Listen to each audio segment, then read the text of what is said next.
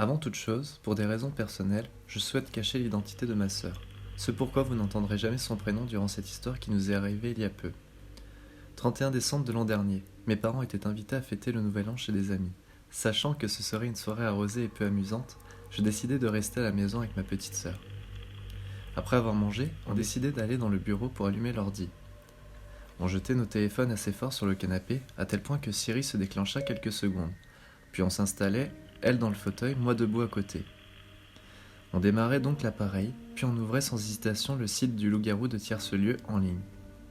Dans ce jeu, tout le monde a des pseudos, et personne ne se connaît réellement. C'est un peu le principe des forums. Après quelques parties rondement menées, je décidai d'aller prendre une douche dans la pièce voisine du bureau. Je dépose mon téléphone sur le lavabo, me déshabille, puis me place sous la poire d'eau avant qu'elle ne m'arrose. Quelques minutes passent. Je me réchauffe peu à peu. Je prends la bouteille de shampoing et m'en étale plein les cheveux.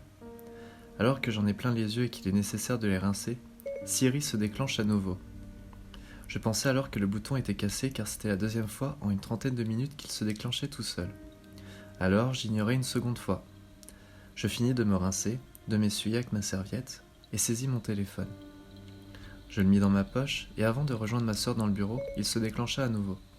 Je le pris dans ma main afin de l'éteindre définitivement et pour le rallumer ensuite. Mais je compris que ce troisième double bip n'était pas anodin. Alors que je le fixais, déjà allumé, Siri me dit « Très bien, je programme votre rendez-vous dans 30 minutes, dois-je confirmer ?» Et une partie de la carte des environs apparaissait, avec un point rouge positionné sur l'endroit de notre résidence. Je trouvais ça peu banal, mais je trouvais une réponse rationnelle à ça, et décidai de le rallumer. Mais mon idée ne sembla pas la bonne, car le téléphone décidait de ne plus du tout s'allumer. Je partis dans la chambre, chercher un chargeur, peut-être avait-il plus de batterie. Je redescendais dans le bureau, avec ma sœur, et branchais calmement mon téléphone. Sur le coup, ça m'a foutu les boules, je me disais que j'avais sûrement pété mon portable en le jetant sur le canapé. Ce qui est un peu bizarre, car il n'a absolument pas tapé fort. Mais bon, on se décidait donc à continuer à jouer. Je continuais à grommeler dans ma barbe que les iPhones c'était vraiment trop fragile, que je ferais mieux de passer chez Samsung. Ma sœur en riait. Nouvelle partie, tout se passe plutôt bien dans l'ensemble. On est alors loup-garou. La partie se passe très bien pour nous, malgré le stress de nous faire démasquer. Ma sœur, très maligne, arrive à se débarrasser de la petite fille, la voyante se faisant éliminer très tôt. Il ne reste plus grand monde. Des loups, une sorcière, Cupidon et le chasseur. Durant la nuit suivante, dans le jeu, on décidait de manger un personnage, qui au réveil s'avérait être le chasseur. Il lui restait alors 30 secondes pour choisir la cible et parler s'il le souhaitait. À ce moment précis, ma sœur et moi rions aux éclats car personne n'avait de soupçon sur nous, et la partie était quasiment terminée. Mais, l'homme décida de parler avant de tuer quelqu'un. Et ce qu'il dit nous fit froid dans le dos. Alors que l'on se pensait caché derrière notre pseudo, il écrivit « Alors Tony, as-tu confirmé le rendez-vous » Un peu abasourdi et paniqué à l'idée qu'ils connaissent mon prénom, j'écrivis rapidement « Quel rendez-vous » Et là, quelque chose d'irréaliste se produisit. Il écriva durant de longues secondes et sans arrêt des « ha ha ha ha ha ha ha ha ha » qui semblaient retentir en nous. Le décompte continuait avant le tir, puis, sans réellement prévenir, il tua notre personnage. Alors que toutes et tous envoyaient des messages de félicitations pour avoir tué un loup, le téléphone de ma sœur bipa 2 fois, et Siri se mit à parler seule. Voici ce que j'ai trouvé, et nous dirigea sur des résultats de recherche de carabines en tout genre. Agacé, mais surtout apeuré, je pris le téléphone et demanda à Siri. « Qui es-tu » Il me répondit basiquement. « Je m'appelle Siri, mais franchement je ne préfère pas parler de moi. » Je répétai ma question, il répondit. « Je suis Siri, à votre service. » Et je lançai une 3e fois ma question. « Mais qui es-tu, bon sang ?» Siri mit quelques instants. Je reposai ma question. Il finit par répondre. « Qui je suis n'importe peu. » À ce moment, ma sœur ne comprenait pas. Elle me regardait incompréhensive. Je lui expliquai ce qui était arrivé avec mon téléphone. Elle me regardait et m'expliqua que durant ma douche, son téléphone aussi semblait bugger, mais elle n'y faisait que très peu attention. On se regardait alors, réfléchissant et rationalisant le plus possible. Au fond, c'est peut-être juste un pirate informatique, qui s'amuse juste à nous faire peur, qui sait. Alors on attendit. 2, 3 minutes, rien. On avait relancé entre-temps une partie, et le joueur en question n'était plus connecté. On était dans l'ensemble plutôt rassurés, jusqu'à ce que le téléphone de ma sœur s'alluma. Pas de bip de la part de Siri, Pas de sonnerie. Mais une notification rapide, suivie d'une vibration longue et stressante. Et lorsque l'on regardait sur l'écran, était indiqué « Rendez-vous aujourd'hui, 22h22, ici même ». Stressé, ma sœur me demanda de fermer tous les stores automatiques. Je m'exécutais. Tous descendaient lentement et je vérifiais que chaque porte soit bien fermée pour lui faire plaisir. Je ne croyais pas vraiment à ces conneries, mais peut-être aurais-je dû.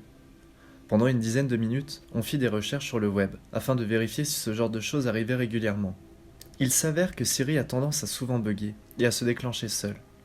Certaines personnes sur le net pensent d'ailleurs que les esprits peuvent parler à travers Siri, mais ne nous veulent aucun mal.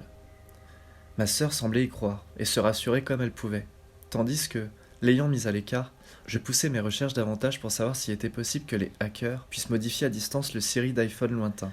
Certaines recherches aboutissaient, mais expliquaient qu'il fallait avoir des compétences élevées, ainsi qu'un libre accès au dark web. Je me disais alors qu'aucune personne censée n'avait de temps à perdre à utiliser de tels moyens juste pour une telle plaisanterie, surtout au Nouvel An.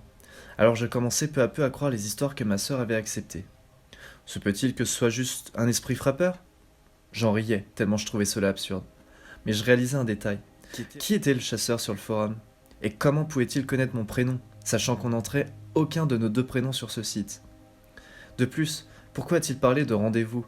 Il semble au courant de ce que Siri nous a envoyé. 15 minutes passa après que l'on ait éteint l'ordinateur. On regardait des vidéos sur son téléphone pour se détendre. Tout semblait normal. Tout, presque. On entendit la sirène de la piscine se déclencher à l'extérieur. À cet instant, je ne vous mentirai en affirmant que j'étais terrifié. Surtout qu'à cet instant précis, Siri avait lancé une nouvelle recherche sur le web sans qu'on le lui demande.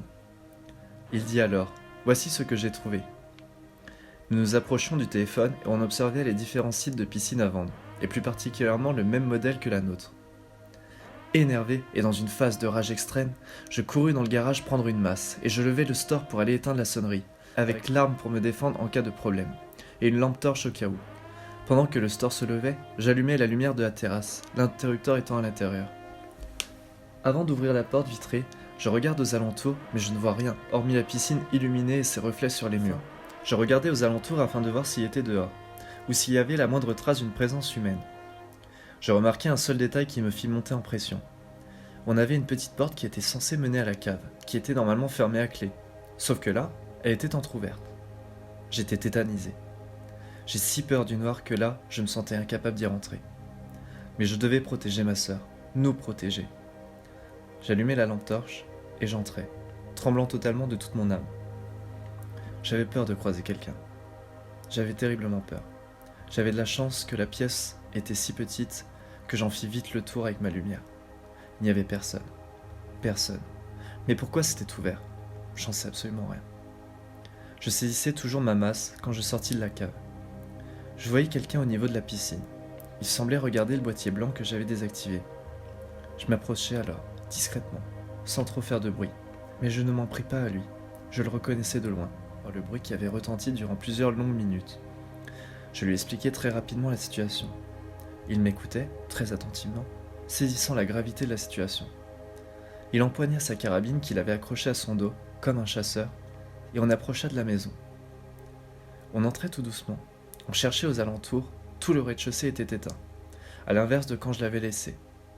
On n'avait aucune lumière hormis celle de nos lampes torches. On refusa de se séparer. On entendait néanmoins des sanglots à l'étage. On accourait alors à la chambre, en haut, où ma sœur semblait s'être cachée. On chercha quelques secondes, elle était cachée dans le grand placard coulissant. On la sortit de là, elle était ensanglantée. Mon voisin la saisit alors et me confia le fusil. On devait aller à l'hôpital le plus vite possible, peu importe si l'individu était à l'intérieur ou à l'extérieur. On devait juste fuir. Mais avant de fuir, j'allais chercher les clés de la porte d'entrée dans la cuisine, là où était la seule baie vitrée sans store baissé, car c'est celle-là même qui menait à la piscine. Par curiosité, bien qu'il n'y avait ni lumière à l'intérieur ni à l'extérieur, je me disais que je pouvais jeter un coup d'œil, sans me faire remarquer. Mon bref regard ne décela personne, pas la moindre trace. Je me collai à la vitre, pour regarder sur les côtés, mais rien, pas de mouvement. Je réfléchis quelques instants, puis me disant qu'il n'y avait rien, qu'il ne devait pas être dans le jardin, je baissai les yeux avant de me retourner. Mais en baissant les yeux, je vis deux grosses chaussures pointant dans ma direction. Je les remarquai car elles semblaient totalement noires, et que le peu de lumière projetée par la piscine rendait la terrasse légèrement marron. C'est en cela que je compris une chose. Il était contre la vitre, à 10 centimètres de moi. Seule la vitre nous séparait. Je pris la carabine dans un néant de frayeur et j'hésitais à tirer. Dans l'adrénaline, j'aurais été prêt à le tuer sur le coup, mais le voisin me pressa car ma sœur semblait succomber. Ce n'était plus qu'une question de temps et je me devais de presser le pas. On ouvrit la porte et on se mit à courir jusqu'à la bagnole. Je crus entendre des bruits puissants provenant de la terrasse à l'opposé. Il nous avait entendus. Le voisin mit ma sœur dans la voiture et pendant qu'il allumait le contact, je tenais en joue quiconque bougerait d'un cheveu. J'attendais, mais voyant que le voisin galérait, je me tournai dans sa direction pour lui demander ce qu'il foutait. Et j'eus à peine le temps de faire ça que, relevant ma tête, la silhouette était à quelques mètres de moi. Je pris le fusil et je n'hésitais plus. Paf! À cet instant précis, je ne sais pas ce qu'il s'est réellement passé. Le réticule m'a frappé si violemment le visage que le coup m'a totalement sonné. Lorsque je repris connaissance, mon voisin était aussi inanimé et ma sœur avait disparu. Le contact vrombissait toujours, il ne restait que moi, le fusil fumant, le voisin inconscient, dégagé de mes poumons. Aucune trace de ma sœur. À ce jour, nous n'avons plus jamais eu de nouvelles ni d'elle, ni de cet étrange individu. La seule chose que l'on sait, c'est que parfois Cyrus s'allume, faisant des recherches internet assez étranges, aujourd'hui encore. Et que, tant qu'il fera ce genre de choses, j'aurai à cœur de le retrouver. C'était pas ça. Et si jamais, au grand jamais, Cyrus vient à reproduire ce genre de phénomène, appelez directement la police. Je suis sûr de ne pas être le seul dans ce cas. Alors par pitié, faites attention à vous. Ne prenez pas cette histoire à la légère.